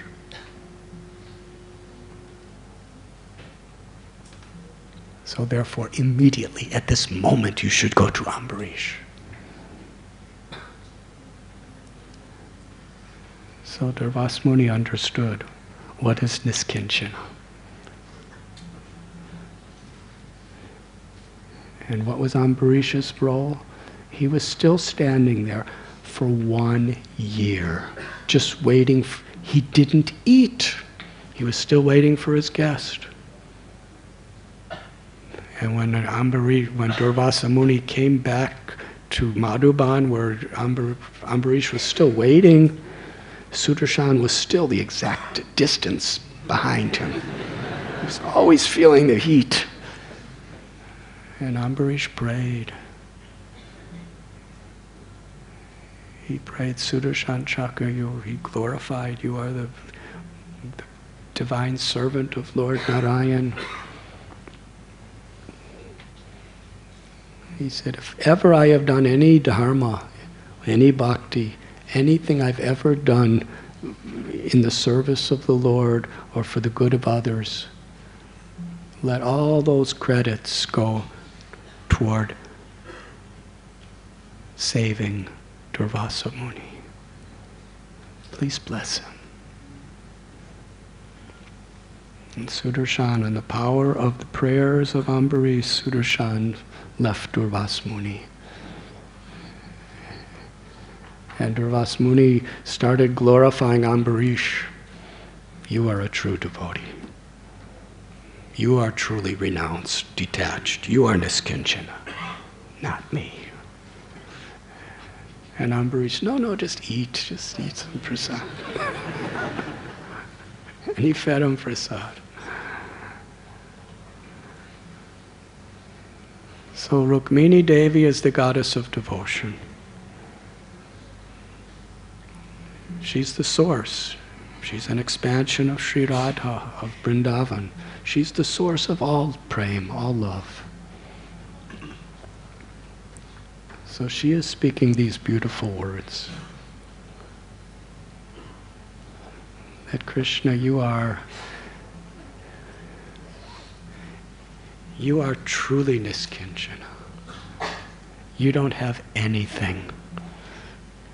Why? Because you have everything.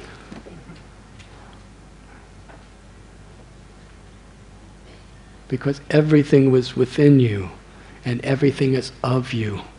You are the source of everything that exists. The 6 opulences: beauty,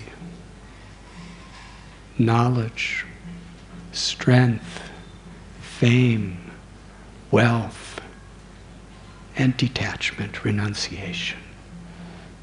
These opulences are what makes a person attractive in this world. Even in other species. Other species see beauty in each other. They see strength in each other. They see territorial property that they control. What to speak of humans? If someone's very beautiful, very strong, athletic, how much are athletes attractive to people? It's all relative. In India, your cricket stars are really attractive. But in the West, nobody could care anything for a cricket star. They don't even know what cricket is. It's an insect. But in India, a cricket star is very attractive because of the strength and their speed. That strength. People who are extremely wealthy, extremely charitable are very well attractive. People who have very extraordinary physical beauty. People who are great knowledge, wealth of information. Like encyclopedias, they can cite anything, anytime, and they can solve problems, and they know so much.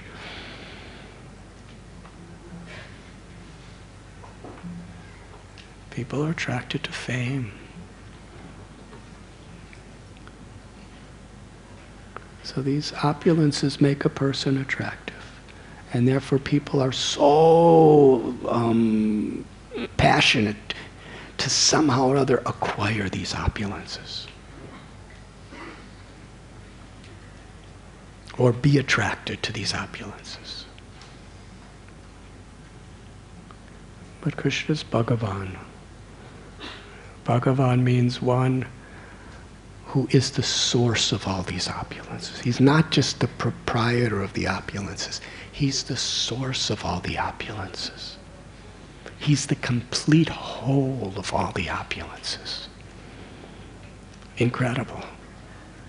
Because whatever beauty or knowledge or strength or wealth or fame or renunciation anyone has, it's actually just a little spark of what belongs to Krishna.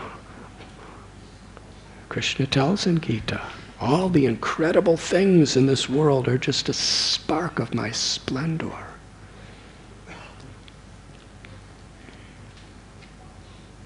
So Krishna's Niskincanah, because he is the source of everything and nothing is ever outside of him.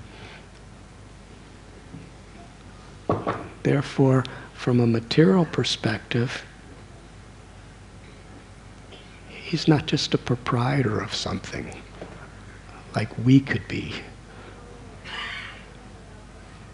Our conception of proprietorship of anything is limited and temporary. But Krishna, everything is forever within him. So in this sense, it's a completely different conception. It's nirguna. It has nothing to do with our sense of proprietorship. It has nothing to do with our sense of renunciation. So Rukmini is taking Krishna's words to give the ultimate glorification of him. And to give all of us an entrance into this understanding. And ultimately, Rukmini conquers Krishna with her love, with her appreciation.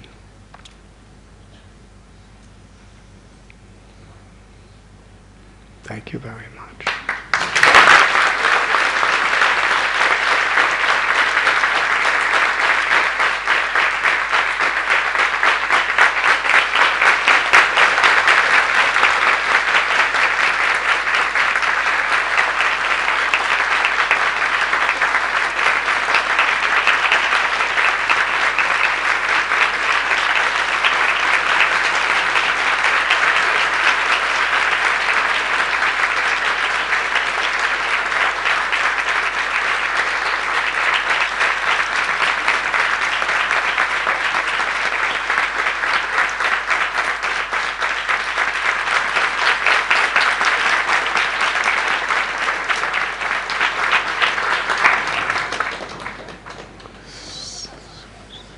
Is there any question?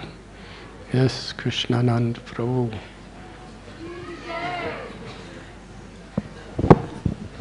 Hare Krishna.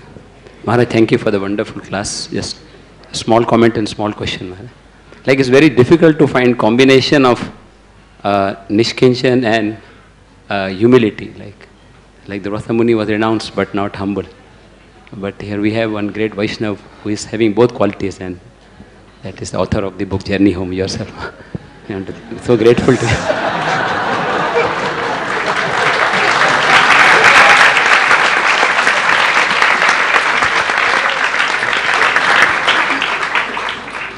A small question. Seem to be like you are in the mood of Durvasa Muni.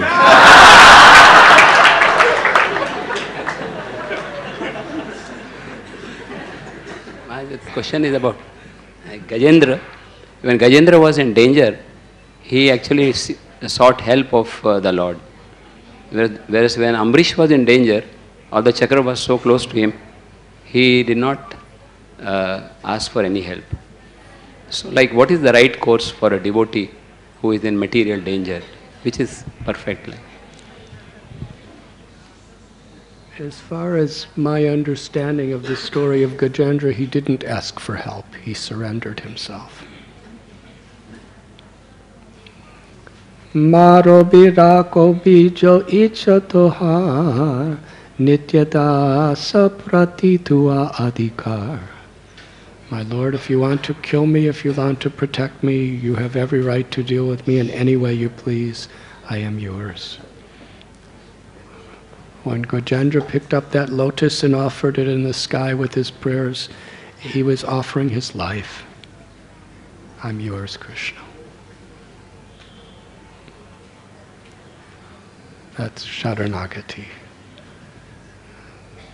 So that's a state of consciousness.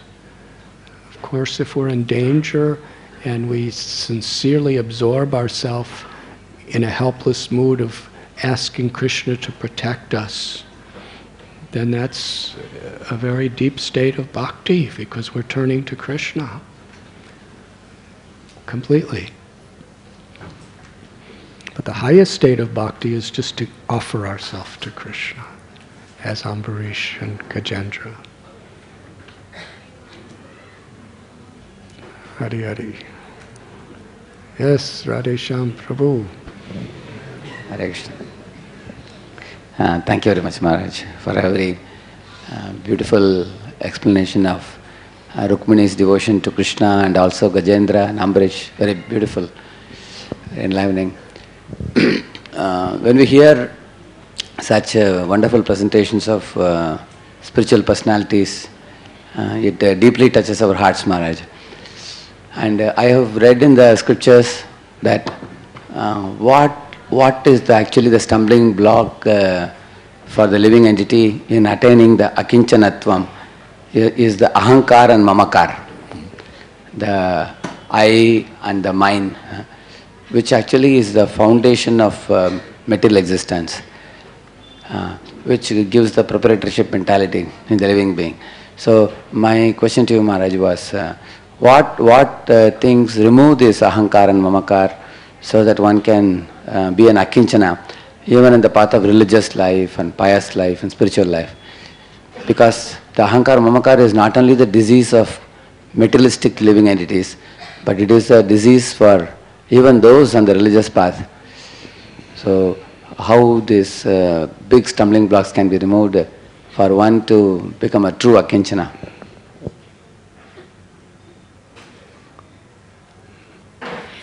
Ahankar is a disease.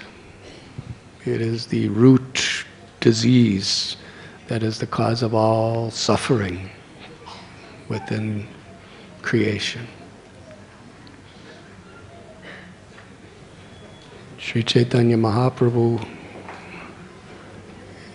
he gave us the perfect medicine for this disease. He nechi asadi mara nashi borolagi hari nam mahamantra lao thumi magi. I have come to give you the supreme best medicine. Hari nam mahamantra. Please take this medicine. And Sri Chaitanya Mahaprabhu told us how to take the disease so that it will actually have its true effect. Trinadapi sunichena taror iba sehishnana amanina manadena kirtaniya sadahari.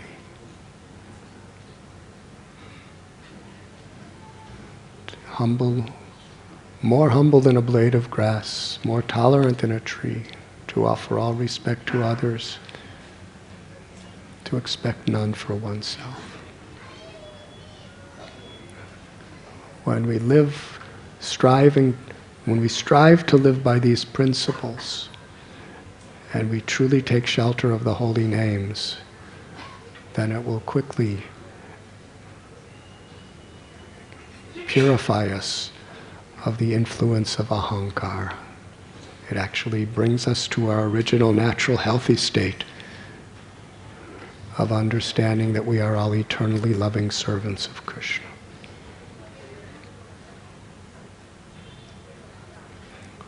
And Sri Chaitanya Mahaprabhu, by his own prayer and his own example, taught us a very simple way of living this verse, practically.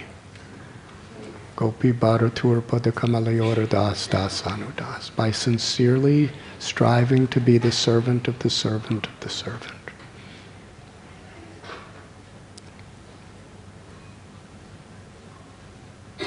Samsiddhir Haritoshanam. And in this spirit, whatever we do, its motivation is to please Lord Hari.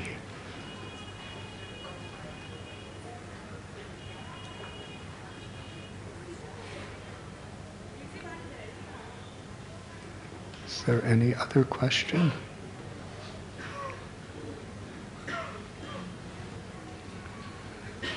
Parijata Mata, please.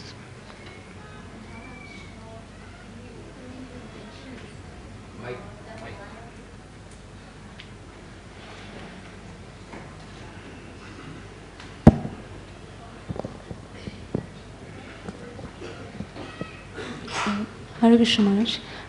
Maharaj, in the opening you mentioned that Maya presents limitless justifications in the way we exercise our free will. And a lot of times we may not exercise it to choose Krishna. And this is a challenge every moment, because every moment we are choosing our free will, what we want to do and how we surrender to Krishna. So how we can make sure that we are practically making the right decision?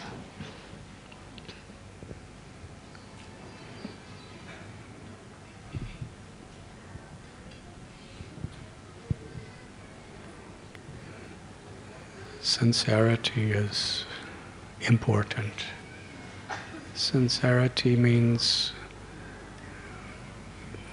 with a genuine desire to make spiritual progress, to become purified, to please Krishna, Guru, Vaishnava.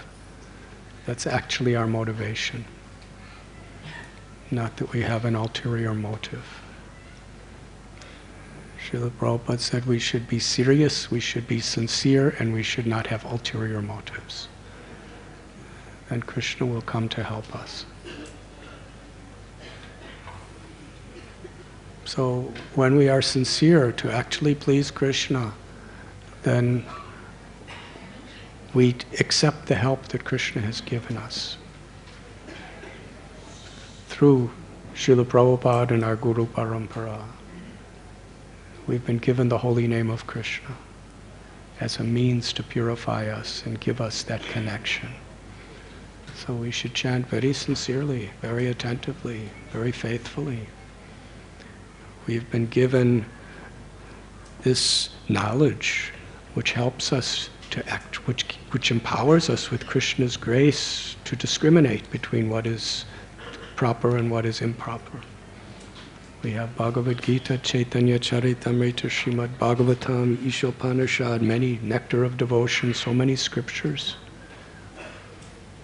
So when we come to these classes with an earnest and sincere desire to have this wisdom, to have this spiritual strength with us, and Krishna empowers us through His name, Krishna empowers us through the reading these books, through coming to these Harikathas.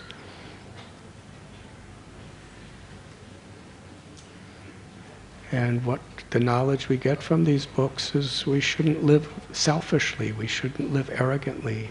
Real detachment, real renunciation is very simple.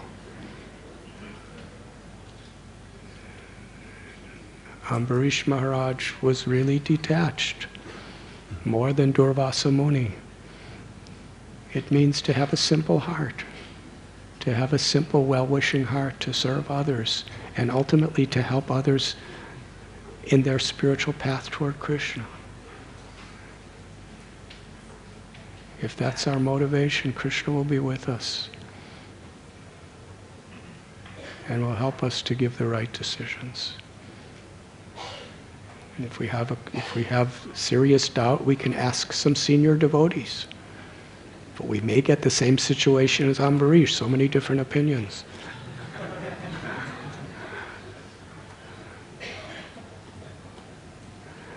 But the difference of opinions really are only on an application perspective. But the principle, you will get the same opinion from all sincere devotees. So take guidance from the name of Krishna. Take guidance through your prayers. Take guidance from the scriptures. Take guidance from the sadhus and the Vaishnavas. And be sincere. In this way, Krishna will always be with you. Does that answer your question? Thank you.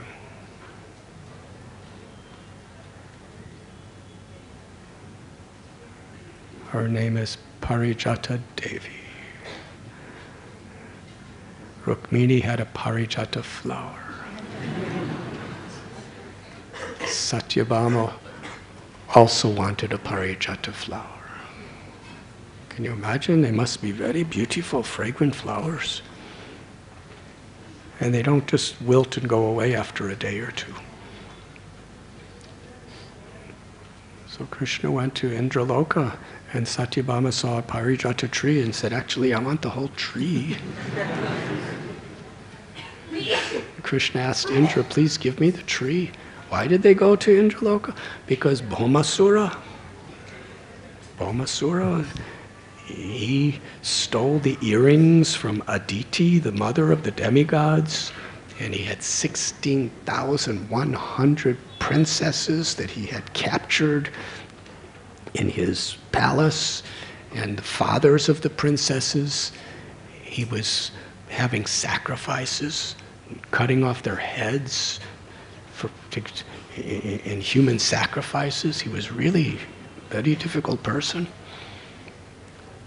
And Krishna freed all the queens, and then all the queens said that we've given our hearts to you, we could never marry anyone else. So Krishna said, all right, then I will marry you. And he married all of them to give them shelter, freed their husbands, not their husbands, their fathers and their relatives. And then he, with Satyabhama, went all the way to the heavens to bring the earrings and back to the mother of the demigods, Aditi. So he did all that for the demigods. And then he just asked for a little tree. And Indra declared war against him. He was so attached to this tree. And Krishna sobered up Indra, and Indra realized, why did I do that? Please take the tree. So Satyabhama had the whole tree in her palace garden. Now, materially, Rukmini could have said, I only have one flower, she has a whole tree. Rukmini was happy with one flower. Satyabhama was happy with one tree. Rukmini was happy with one flower. And Krishna was happy with both of them. Because Satyabhama only wanted the tree for Krishna's pleasure. And Rukmini only wanted the flower for Krishna's pleasure. So although they had very different apparent personalities, they had the same purpose: to love Krishna. So thank you for reminding us of this story. Not through your question, but through your very wonderful existence and presence. And actually every devotee, we should see each other in this spirit. And every devotee has their own special, unique way of helping to remind us of Krishna. And we should learn to appreciate each other in this way.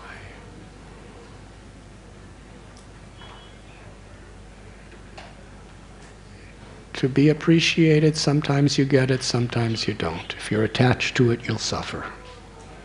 But to appreciate, you could always do it. So if you get your happiness by appreciating, sometimes you'll be a little happy, but it'll never be enough, and sometimes you'll suffer. But if you get your happy in appreciating others, then you can always be transcendentally happy. And this is the spirit we chant the holy names.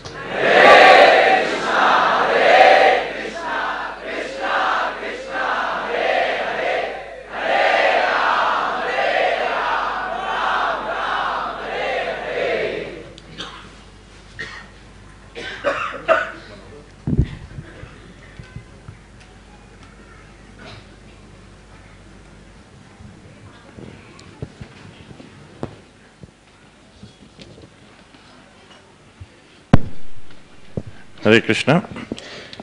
So, we have three wonderful Vaishnava couples who have come together to seek the blessings of all the devotees assembled here in front of the deities. May I ask Siddhi Bhandar